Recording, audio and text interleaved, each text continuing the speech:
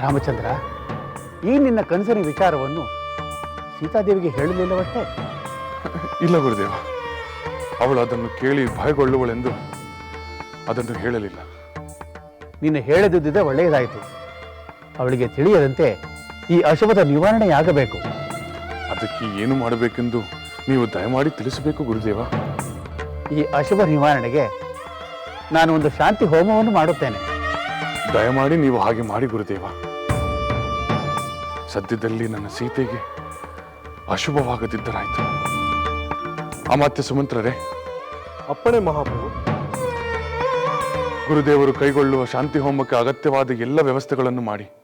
ಹಾಗೆಯೇ ಆಗಲಿ ಮಹಾಪ್ರಭು. ರಾಮಚಂದ್ರ, ನೀನು ಧೈರ್ಯವಾಗಿರು. ಎಲ್ಲವೂ ಶುಭವಾಗುವುದು. ನಾನೇನು ಹೊರಡುತ್ತೇನೆ.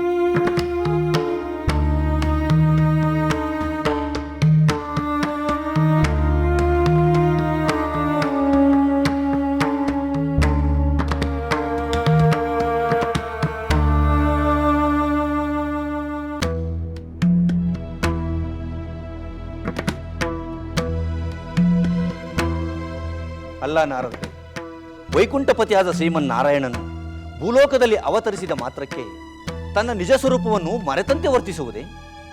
ಏಕೆ ದೇವೇಂದ್ರ, ನಿನ್ನ ಮನಸ್ಸಿನಲ್ಲಿ ಇಂಥ ಭಾವನೆ ಏಕೆ ಬಂತು? ಅರಣ್ಯದಲ್ಲಿ ಏಕಾಂಗಿಯಾಗಿ ಸೀತೆಯು ಸಂಕಟ ಪಡುತ್ತಿರುವಂತೆ ಕನಸು ಕಂಡನೆಂದು ರಾಮಚಂದ್ರ ವಸಿಷ್ಠರ ಬಳಿ ಹೇಳಲಿಲ್ಲವೇ? ಅದಕ್ಕೆ ಪರಿಹಾರ ಕೇಳಲಿಲ್ಲವೇ? ಓ, ಅದಕ್ಕೋಸ್ಕರ ನೀನು ಅಚ್ಚರಿಗೊಂಡಿರುವೆಯಾ ದೇವೇಂದ್ರ? ಅಚ್ಚರಿಯಾಗುವುದಿಲ್ಲವೇ ನಾರದರೆ? ಸಾಕ್ಷಾತ್ ಮಹಾವಿಷ್ಣುವಿಗೆ ಕನಸು ಬೀಳುವುದೇನು? ಅದರಿಂದ ಅಶುಭವಾಗುವುದೆಂದರೇನು? ಎಂತಹ ಅಶುಭವನ್ನು ಶುಭವನ್ನಾಗಿ ಮಾಡಬಲ್ಲ ಮಹಿಮೆ ಪುರುಷೋತ್ತಮನಿಗಿಲ್ಲವೇ? ತ್ರಿಕಾಲ ಜ್ಞಾನಿಗಳಾದ ವಸಿಷ್ಠರು ಅವನನ್ನು ಸಮಾಧಾನಪಡಿಸಲು ಶಾಂತಿ ಹೋಮ ಮಾಡುತ್ತೇನೆನ್ನುವುದು ವಿಚಿತ್ರವಾಗಿದೆ. ವಿಚಿತ್ರ ಏನು ಬಂತು? ಭೂಲೋಕದ ಮಾನವರಿಗೆ ಸ್ವಪ್ನಗಳ ಮೂಲಕ ಅಶುಭದ ಸೂಚನೆಗಳು ಮೊದಲೇ ಗೋಚರಿಸುತ್ತವೆ, ಜೊತೆಗೆ ಶಕುನಗಳು ಸೂಚಿಸುತ್ತವೆ. ಹಿಂದೆ ರಾಮ ದಶರಥನ ಪರಿವಾರದೊಂದಿಗೆ ಸೀತೆಯನ್ನು ವಿವಾಹವಾಗಿ ಅಯೋಧ್ಯೆಗೆ ಹಿಂತಿರುಗುವಾಗ ಪಕ್ಷಿಗಳು ರಥಕ್ಕೆ ಅಪ್ರದಕ್ಷಿಣೆ ಮಾಡಿ ಆತಂಕವನ್ನು ಸೂಚಿಸಲಿಲ್ಲವೇ? ಆಗ ತಾನೇ ಪರಶುರಾಮ ಕಾಣಿಸಿಕೊಂಡದ್ದು. ಹಾಗಾದರೆ ರಾಮಚಂದ್ರನು ಗೊತ್ತಿದ್ದು ಗೊತ್ತಿಲ್ಲದವನಂತೆ ಲೀಲೆ ತೋರುತ್ತಿದ್ದಾನೆಯೇ? ಹೌದು ದೇವೇಂದ್ರ, ಕಾರ್ಯಕಾರಣ ಸಂಬಂಧವಿಲ್ಲದೆ ಲೋಕದಲ್ಲಿ ಯಾವ ಕಾರ್ಯವೂ ನಡೆಯುವುದಿಲ್ಲ. ಅದಕ್ಕನುಗುಣವಾಗಿ ರಾಮಚಂದ್ರ ಒಮ್ಮೆ ಸಾಮಾನ್ಯನಂತೆ, ಒಮ್ಮೆ ಮಹಿಮಾವಂತನಂತೆ ವರ್ತಿಸುತ್ತಾನೆ. ಲೋಕನೀತಿಗೆ ತಕ್ಕಂತೆ ಆತ ತನ್ನ ಪತ್ನಿ ಸೀತೆಗಾಗಿ ಆತಂಕಗೊಂಡಿದ್ದಾನೆ. ಅಶುಭ ನಿವಾರಣೆಗಾಗಿ ವಸಿಷ್ಠರು ಶಾಂತಿ ಹೋಮ ಮಾಡಲು ಮುಂದಾಗಿದ್ದಾರೆ. ಅಥವಾ ಯಾರ್ದೋ ಶಾಪ ನಿಜವಾಗಲು ಇಂತಹ ಘಟನೆ ನಡೆಯುತ್ತಿರಬಹುದು. ಅಂದರೆ ಸೀತಾದೇವಿಯ ದುಃಖಕ್ಕೆ ಕಾರಣವಾಗುವ ಏನೋ ನಡೆಯುತ್ತದೆ. ಅದು ಖಚಿತವೆಂದು ರಾಮಚಂದ್ರ ಕಂಡ ಕನಸು ಹೇಳುತ್ತಿದೆ. ಅದನ್ನು ತಡೆಯುವ ಪ್ರಯತ್ನವೇಕೆ? ವಶಿಷ್ಠರು ಶಾಂತಿ ಹೋಮ ಮಾಡಿದರೆ ಆ ಅಶುಭ ಖಂಡಿತವಾಗಿಯೂ ನಿವಾರಣೆಯಾಗುತ್ತದೆಯೇ? ಹೌದು ನಾರದರೆ, ಯಾರದೋ ಶಾಪ ಸತ್ಯವಾಗುವುದಾದರೆ ಶಾಂತಿ ಹೋಮ ವ್ಯರ್ಥವಲ್ಲವೇ? ದೇವರಾಜ, ನಾನು ಮೊದಲೇ ನಿಮಗೆ ಕಾರ್ಯಕಾರಣ ಸಂಬಂಧದ ಬಗ್ಗೆ ಹೇಳಿದ್ದೆ. ಒಬ್ಬ ಸಾಮಾನ್ಯ ಅಗಸ ರಾಮಚಂದ್ರನನ್ನು ನಿಂದಿಸಿದ ವಿಷಯ ನಿಮಗೆ ಗೊತ್ತಿಲ್ಲವೇ? ಗೊತ್ತು ನಾರದರೆ. ಆ ನೆಪದಲ್ಲಿ ಅವನು ತನ್ನ ಪತ್ನಿಯನ್ನೇ ದೂರ ಮಾಡಿಬಿಟ್ಟ.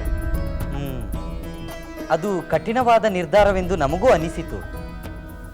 ಅಂದರೆ ಆ ಅಗಸನ ಮಾತಿಗೂ ಸೀತಾದೇವಿಯ ಅಶುಭಕ್ಕೂ ಕಾರಣವಿದೆ ಎನ್ನುತ್ತೀರಾ? ಅಲ್ಪನಾದ ಅಗಸ ಅಂತ ಗುರುತರವಾದ ನಿಂದನೆಯನ್ನು ಮಾಡುವ ಕಾರಣವಾದರೂ ಏನು? ದೇವತೆಗಳೇ, ಪೂರ್ವ ಜನ್ಮದ ನಿಮಿತ್ತದಿಂದ ಅಗಸ ರಾಮಚಂದ್ರನನ್ನು ನಿಂದಿಸಿದ. ಏನು? ಪೂರ್ವಜನ್ಮದ ನಿಮಿತ್ತವೇ? ಅದನ್ನು ಮುಂದೆ ಹೇಳುತ್ತೇನೆ. ಈಗ ನಾನು ಬರುತ್ತೇನೆ. ನಾರಾಯಣ ನಾರಾಯಣ.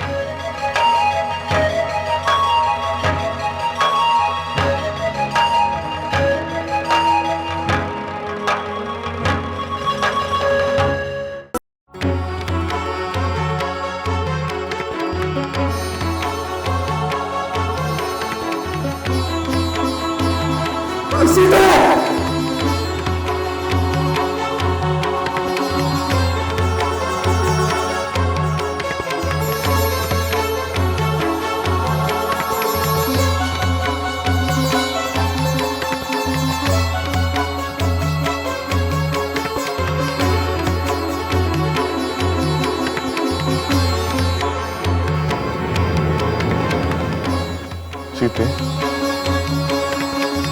ಸೀತೆ ಸ್ವಾಮಿ, ಏನು ಯೋಚಿಸುತ್ತಿರುವೆ? ಅದು ಅದು ನಿನ್ನೆ ರಾತ್ರಿ ನೀವು ಸೀತೆ ಎಂದು ಆತಂಕದಿಂದ ಕೂಗಿ ಎಚ್ಚರಗೊಂಡಿರಲ್ಲ, ಅದನ್ನು ಕುರಿತು ಯೋಚಿಸುತ್ತಿದ್ದೆ. ಅದರ ಬಗ್ಗೆ ಆತಂಕ ಪಡುವ ಕಾರಣವಿಲ್ಲ ಜಾನಕಿ. ಅದು ಕೇವಲ ಒಂದು ಸ್ವಪ್ನವಷ್ಟೇ. ಅದಕ್ಕೆ ಪರಿಹಾರೋಪಾಯವನ್ನು ಆಗಲೇ ಯೋಜಿಸಲಾಗಿದೆ. ಅದು ಆತಂಕದ ವಿಷಯವಲ್ಲ ತಾನೇ? ಖಂಡಿತ ಇಲ್ಲ. ಅದನ್ನು ನಿನ್ನ ಮನಸ್ಸಿನಿಂದ ತೆಗೆದುಹಾಕು. ಮೊದಲು ನಿನ್ನ ಬಯಕೆ ಏನಾದರೂ ಇದ್ದರೆ ಅದನ್ನು ಹೇಳು. ಯಾವ ಬಯಕೆಯೂ ಇಲ್ಲ ಸ್ವಾಮಿ. ಪ್ರಾಣಪ್ರಿಯರಾದ ನಿಮ್ಮ ಜೊತೆಗೆ ಇರುವಾಗ ಏನು ತಾನೇ ಬೇಕೆನಿಸುತ್ತದೆ. ನಿಮ್ಮ ಪ್ರೇಮ ಹೊಂದಿದ್ದರೆ ಸಾಕು. ನನ್ನ ಸಮಸ್ತ ಬಯಕೆಗಳೂ ಈಡೇರಿದಂತೆ. ಜಾನಕಿ, ಸೀತಾರಾಮರೆಂಬುದು ಒಂದರೊಡನೊಂದು ಬೆರೆತು ಹೋದ ಹೆಸರುಗಳು. ನಾನು ನೀನು ಬೇರೆ ಬೇರೆ ಅಲ್ಲ ಜಾನಕಿ. ನಮಗೆ ಪುತ್ರ ಭಾಗ್ಯದ ಕ್ಷಣ ಸನ್ನಿಹಿತವಾಗಿರುವಾಗ ನಿನ್ನ ಬಯಕೆ ಏನಾದರೂ ಇದ್ದದೆ ಅದನ್ನು ಪೂರೈಸಬೇಕೆಂಬುದೇ ನನ್ನ ಬಯಕೆ. ಸ್ವಾಮಿ, ನೀವು ಇಷ್ಟು ಪ್ರೀತಿಯಿಂದ ಒತ್ತಾಯದಿಂದ ಮತ್ತೆ ಮತ್ತೆ ಕೇಳುತ್ತಿರುವುದರಿಂದ ನನ್ನಲ್ಲಿ ಮೂಡುತ್ತಿರುವ ಒಂದು ಆಸೆಯನ್ನು ಹೇಳುತ್ತೇನೆ. ನೀವು ಹಾಸ್ಯ ಮಾಡಬಾರದು. ಏನು? ನಾನು ಹಾಸ್ಯ ಮಾಡಬಹುದಾದ ವಿನೋದದ ಬಯಕೆ ಇರಲಿ, ಅದೇನೆಂದು ಹೇಳು. ನಾನು ಖಂಡಿತ ಹಾಸ್ಯ ಮಾಡಲಾರೆ. ಸ್ವಾಮಿ, ನನಗೆ ತಪೋವನಗಳನ್ನು ನೋಡಬೇಕೆಂದು ಆಸೆಯಾಗುತ್ತಿದೆ. ಏನು? ತಪೋವನವನ್ನು ನೋಡುವ ಬಯಕೆ? ಈ ನಿನ್ನ ಬಯಕೆ ಬಹಳ ವಿಚಿತ್ರವಾಗಿದೆ ಸೀತೆ. ಇಂಥ ಬಯಕೆ ಏಕೆ ಬಂತು ಎಂದು ನನಗೂ ಅಚ್ಚರಿಯಾಗುತ್ತಿದೆ. ಗಂಗಾ ನದಿ ತೀರದಲ್ಲಿ ಮಹಾ ತೇಜಸ್ವಿಗಳಾದ ಮಹರ್ಷಿಗಳ ಪಾದ ಮೂಲದಲ್ಲಿ ಕೆಲವು ದಿನಗಳಾದರೂ ಇದ್ದು ಬರಬೇಕೆಂದು ಆಸೆಯಾಗುತ್ತಿದೆ. ಅಂಥ ಮಹಾತ್ಮರ ತಪೋವನದಲ್ಲಿ ಒಂದು ದಿನವಾದರೂ ಕಳೆಯಬೇಕೆಂದು ಆಸೆಯಾಗುತ್ತಿದೆ. ಆಗಲಿ ಸೀತೆ, ನಿನ್ನ ಬಯಕೆಯನ್ನು ಈಡೇರಿಸುವುದು ನನ್ನ ಕರ್ತವ್ಯ. ಶೀಘ್ರದಲ್ಲಿ ಅದಕ್ಕೆ ವ್ಯವಸ್ಥೆಗಳನ್ನು ಮಾಡುತ್ತೇನೆ. ಮತ್ತಾವುದಾದ್ರೂ ಬಯಕೆ ಇದ್ದರೆ ಹೇಳು. ಇಲ್ಲ ಸ್ವಾಮಿ, ಮತ್ಯಾವ ಬಯಕೆಯೂ ಇಲ್ಲ. ತಪೋವನದಲ್ಲಿ ಕೆಲವು ಕಾಲ ಇದ್ದು ಋಷಿಪತ್ನಿಯರಿಗೆ ಉಡುಗೊರೆಯನ್ನು ಕೊಡಬೇಕು. ಅವರ ಆಶೀರ್ವಾದವನ್ನು ಪಡೆದು ಬರಬೇಕು. ಅಷ್ಟೇ ನನ್ನ ಬಯಕೆ. ಅದನ್ನು ಈಡೇರಿಸಿದರೆ ಸಾಕು, ನಾನು ಧನ್ಯಳಾಗುತ್ತೇನೆ. ಸೀತೆ, ನಿನ್ನ ಬಯಕೆ ಖಂಡಿತ ಈಡೇರುತ್ತದೆ. ಮಹಾಪ್ರಭುಗಳಿಗೆ ಜಯವಾಗಲಿ.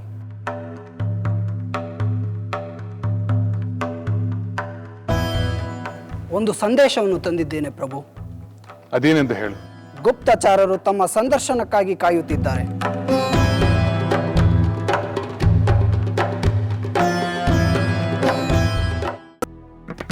ಆಗಲಿ, ಸಂದರ್ಶನ ಶಾಲೆಗೆ ನಾನೇ ಬರುತ್ತೇನೆ. ನೀನಿನ್ನ ಹೊರಡು. ಅಪ್ಪಣೆ ಪ್ರಭು. ಸೀತೆ, ನಾನು ಗುಪ್ತಚಾರನನ್ನು ಕಂಡು ಬರುತ್ತೇನೆ. ಬರುವುದು ತಡವಾಗುತ್ತದೆಯೇ?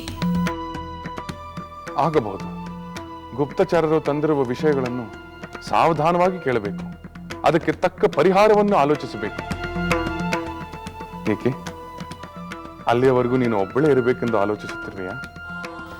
ಸ್ವಾಮಿ, ನೀವು ಅಪ್ಪಣೆ ಕೊಟ್ಟರೆ ಸ್ವಲ್ಪ ಹೊತ್ತು ನನ್ನ ಸೋದರಿಯರ ಜೊತೆ ಇದ್ದು ಬರಲೇ?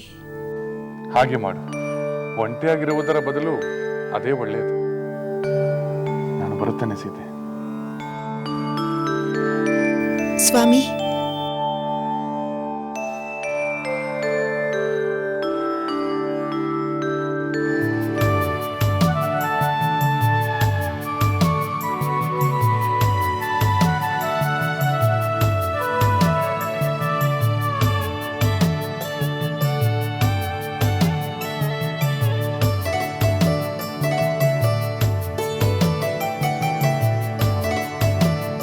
ನಾನು ಬರಲಿ.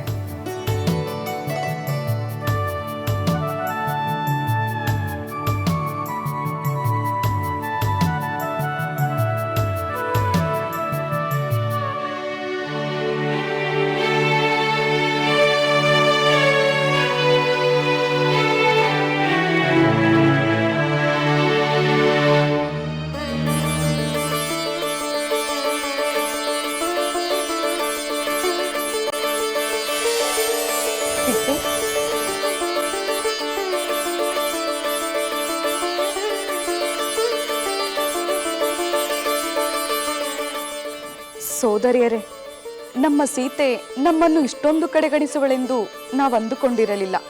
ಅಯ್ಯೋ, ಇದೆಂಥ ಆರೋಪ! ಅಂಥ ಕೆಲಸ ನಾನೇನು ಮಾಡಿದೆ?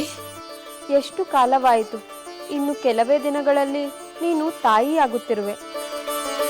ಅದಕ್ಕೂ ನಿಮ್ಮ ಆಕ್ಷೇಪಣೆಗೂ ಏನು ಸಂಬಂಧ? ಸಂಬಂಧವಿದೆ ಸೀತೆ. ನೀನು ನಮ್ಮ ಬಳಿ ಒಂದೇ ಒಂದು ಬಯಕೆಯನ್ನಾದರೂ ಹೇಳಿದೆಯಾ? ನಮ್ಮ ಸಮಾಧಾನಕ್ಕಾದರೂ ಒಂದೇ ಒಂದು ಸಣ್ಣ ಬಯಕೆಯನ್ನಾದರೂ ಹೇಳಿದೆಯಾ? ಓ, ಇದೋ ನಿಮ್ಮ ಆಕ್ಷೇಪಣೆ. ನಾನು ಅಂದೆ, ಮೊದಲ ಬಯಕೆ ನನ್ನ ಪತಿಗೆ ಹೇಳಿದ ಮೇಲೆ ಉಳಿದವರ ವಿಷಯ ಎಂದು ಹೇಳಿರುವೆನಲ್ಲ. ಅಂದರೆ ನೀನು ರಾಮನ ಬಳಿ ನಿನ್ನ ಬಯಕೆಯನ್ನು ಹೇಳಿದೆಯಾ? ರಾಮ ಅದನ್ನು ಈಗಾಗಲೇ ಈಡೇರಿಸಿದನೆ ಅಥವಾ ಈಡೇರಿಸುವುದಾಗಿ ಮಾತು ಕೊಟ್ಟಿರುವನೆ? ಇಂದು ತಾನೇ ನನ್ನ ಬಯಕೆಯನ್ನು ನನ್ನ ಸ್ವಾಮಿಗೆ ಹೇಳಿದೆ. ಅದನ್ನು ಈಡೇರಿಸುವ ಭರವಸೆಯೂ ಕೊಟ್ಟಿದ್ದಾರೆ. ಆ ಬಯಕೆ ಏನೆಂದು ನಮಗೂ ಹೇಳು. ಹೌದು ಹೌದು, ಅದೇನೆಂದು ತಿಳಿಯುವ ಕುತೂಹಲ ನಮಗೂ ಆಗುತ್ತಿದೆ. ಇಷ್ಟು ತಡವಾಗಿ ಕೇಳಿರಬೇಕಾದರೆ ಅದು ಘನವಾದ ಬಯಕೆಯೇ ಆಗಿರಬೇಕು. ನೀವು ತಿಳಿಯಬಾರದ ಬಯಕೆ ಏನೂ ಅಲ್ಲ. ಅದನ್ನು ಕೇಳಿದರೆ ನೀವು ಪರಿಹಾಸ ಮಾಡಬಹುದು. ಗುಪ್ತಚಾರರೇ, ನಾನು ನಿಮಗೆ ವಹಿಸಿದ ಕರ್ತವ್ಯವನ್ನು ನೀವು ನಿಷ್ಠೆಯಿಂದ ನಡೆಸುತ್ತಿರುವಿರೆಂದು ನಾನು ಭಾವಿಸುತ್ತೇನೆ. ಖಂಡಿತ ಪ್ರಭು, ನಾವು ನಿಷ್ಠೆ ಮತ್ತು ಶ್ರದ್ಧೆಯಿಂದ ನಮ್ಮ ಕರ್ತವ್ಯಗಳನ್ನು ನಿರ್ವಹಿಸುತ್ತಿದ್ದೇವೆ. ಸರಿ, ಪ್ರಜೆಗಳ ಅಭಿಪ್ರಾಯ ಏನೆಂದು ತಿಳಿಸಿ. ನಮ್ಮ ಪ್ರಜೆಗಳಾಗಲಿ ಋಷಿಮುನಿಗಳಾಗಲಿ ನಿಮ್ಮ ಬಗ್ಗೆ ಅಭಿಮಾನ ಮತ್ತು ಪ್ರೀತಿಗಳಿಂದ ಮಾತನಾಡಿಕೊಳ್ಳುತ್ತಿದ್ದಾರೆ ಪ್ರಭು. ಗುಪ್ತಚಾರರೇ, ಪ್ರೀತಿ, ಅಭಿಮಾನ, ಹೊಗಳಿಕೆಗೆ ನಾನು ಒಪ್ಪುವಂತಿಲ್ಲ. ಅತಿ ಸಣ್ಣ ಕೊರತೆ ಅಥವಾ ತಪ್ಪಿದ್ದರೂ ಸರಿ, ಅದು ರಾಜನಾದವನಿಗೆ ಒಂದು ಕಳಂಕ. ಸುಂದರವಾದ ಚಿತ್ರವನ್ನು ಒಂದು ಮಸಿ ಹಾಳು ಮಾಡುವಂತೆ ರಾಜನ ಖ್ಯಾತಿ ನಾಶವಾಗುತ್ತದೆ. ಅಂತ ಯಾವ ಅಭಿಪ್ರಾಯವೂ ಇಲ್ಲ ಪ್ರಭು. ಪ್ರಜೆಗಳೆಲ್ಲ ನಿಮ್ಮ ಬಗ್ಗೆ ಪ್ರೀತಿಯಿಂದಲೇ ಮಾತನಾಡುತ್ತಿದ್ದಾರೆ. ನನಗೆ ಬೇಸರವಾಗಬಹುದೆಂದು ನೀವು ಸತ್ಯವನ್ನು ಮರೆ ಮಾಡಬೇಕಾಗಿಲ್ಲ. ಏಕೆಂದರೆ ಅಹಂಕಾರ, ಅವಜ್ಞ, ಅವಿವೇಕಗಳಿಂದ ನನ್ನಿಂದ ಕೆಲವು ಅನುಚಿತ ಕಾರ್ಯಗಳು ನಡೆದಿರಬಹುದು. ನಾನದನ್ನು ತಿದ್ದುಕೊಂಡು ಮುನ್ನಡೆಯಬೇಕಾಗಿದೆ. ಸರಿ, ಒಬ್ಬೊಬ್ಬರಾಗಿ ನೀವು ಕೇಳಿರುವ ವಿಷಯಗಳನ್ನು ನನಗೆ ತಿಳಿಸಿ. ಮಹಾಪ್ರಭು, ನೀವು ಸಮುದ್ರಕ್ಕೆ ಸೇತುವೆ ಕಟ್ಟಿ ಲಂಕೆಗೆ ಹೋಗಿ ರಾಕ್ಷಸರನ್ನು ಜಯಿಸಿದ್ದು ಬಹಳ ಜನರು ಹೆಮ್ಮೆಯಿಂದ ನೆನೆಯುತ್ತಾರೆ. ರಾವಣನಂತ ಮಹಾಶಕ್ತಿವಂತನಾದ ರಾಕ್ಷಸನನ್ನು ಅವನ ಬಂಧು ಪರಿವಾರ ಸಹಿತ ಸಂಹರಿಸಿದ್ದನ್ನು ಲೋಕೋತ್ತರ ಕಾರ್ಯವೆಂದು ಜನ ಹೊಗಳುತ್ತಿದ್ದಾರೆ ಪ್ರಭು. ಇಕ್ಷ್ವಾಕು ಕುಲ ನಿಮ್ಮಿಂದ ಇನ್ನಷ್ಟು ಉಜ್ವಲವಾಯಿತು ಪ್ರಭು. ಹಿಂದಿನ ರಾಜರಿಗಿಂತ ನೀವು ಮಾಡಿದ ಕಾರ್ಯದಿಂದ ನಿಮ್ಮ ವಂಶ ಕೀರ್ತಿವಂತವಾಯಿತೆಂದು ಮಾತಾಡಿಕೊಳ್ಳುತ್ತಿದ್ದಾರೆ ಪ್ರಭು. ಧರ್ಮವನ್ನು ಮೀರದೆ ಪ್ರಜೆಗಳನ್ನು ತಂದೆಯಾಗಿ ಪಾಲಿಸುತ್ತಿರುವ ನಿಮ್ಮ ಉದಾರ ಗುಣದಿಂದ ಎಲ್ಲರೂ ಸಂತುಷ್ಟರಾಗಿದ್ದಾರೆ ಪ್ರಭು. ರಾಮಚಂದ್ರನ ಪ್ರಜೆಗಳಾಗಿರುವುದೇ ನಮ್ಮ ಜನ್ಮ ಜನ್ಮಾಂತರದ ಮಹಾಭಾಗ್ಯವೆಂದು ಬಹಳ ಜನರು ಭಕ್ತಿಯಿಂದ ನಡೆದುಕೊಳ್ಳುತ್ತಿದ್ದಾರೆ ಪ್ರಭು. ಇದೆಲ್ಲವೂ ಹೊಗಳಿಕೆಗಳೇ ಆದವು. ಒಂದಾದರೂ ತೆಗಳಿಕೆಯ ನುಡಿಯೂ ಇಲ್ಲವೇ? ಒಂದೇ ಒಂದು ಅಸಮಾಧಾನದ ದನಿಯೂ ಇಲ್ಲವೇ? ಯಾರು ಒಂದೇ ಒಂದು ದೋಷವನ್ನು ಎತ್ತಿ ಆಡಲಿಲ್ಲವೇ? ಬಯಕೆ ನಿನ್ನದು, ಈಡೇರಿಸುವುದು ನಿನ್ನ ಪತಿ. ನಾವೇಕೆ ಪರಿಹಾಸ ಮಾಡೋಣ? ನಿನ್ನನ್ನು ಪರಿಹಾಸ ಮಾಡಿ ನಾವು ಗಳಿಸುವುದಾದರೂ ಏನಿದೆ? ಸಂತೋಷವಾದರೆ ಒಂದಷ್ಟು ನಕ್ಕು ಬಿಡುತ್ತೇವೆ ಅಷ್ಟೇ. ನೀವು ಇತ್ತೀಚೆಗೆ ಬಹಳ ಮಾತನಾಡುವುದನ್ನು ಕಲಿತು ಬಿಟ್ಟಿರಿ. ಹೋಗಲಿ ಬಿಡಿ, ಹೇಳುತ್ತೇನೆ ಕೇಳಿ. ಕೆಲವು ದಿನ ಗಂಗಾ ತೀರದ ಪ್ರಶಾಂತವಾದ ಋಷ್ಯಾಶ್ರಮಗಳಲ್ಲಿ ಇದ್ದು ಬರಬೇಕೆಂಬ ನನ್ನ ಬಯಕೆಯನ್ನು ನನ್ನ ಸ್ವಾಮಿಗೆ ಹೇಳಿದೆ. ಅದನ್ನು ಅವರು ಶೀಘ್ರದಲ್ಲಿ ಈಡೇರಿಸುವುದಾಗಿ ಹೇಳಿದ್ದಾರೆ.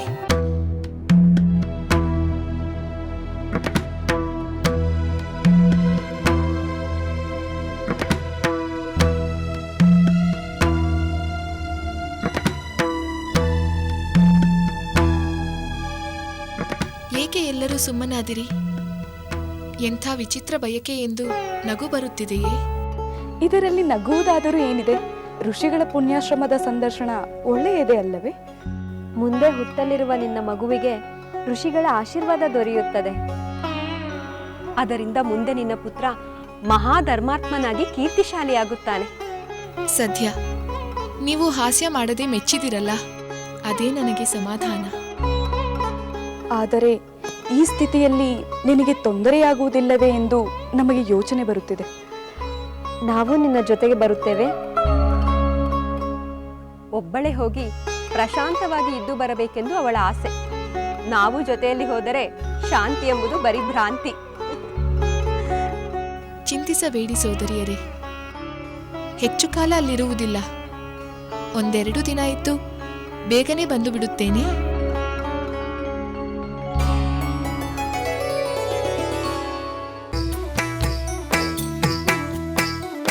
ಲಂಕೆಯಲ್ಲಿನ ದುರುಳ ದರ್ಪವು ಸೀತೆ ಸಹನೆಗೆ ಸೋತಿತು.